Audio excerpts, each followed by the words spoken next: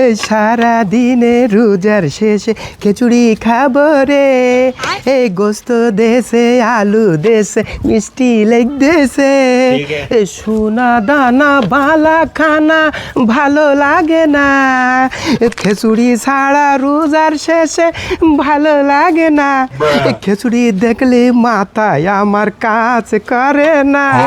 এ সারা বড় ভাই, আসসালামু আলাইকুম। বড় ভাই, ওয়ালাইকুম আসসালাম। খুব আনন্দ করতে করতে আসতেছিস, বিষয়টা কি তোর হাতে কি?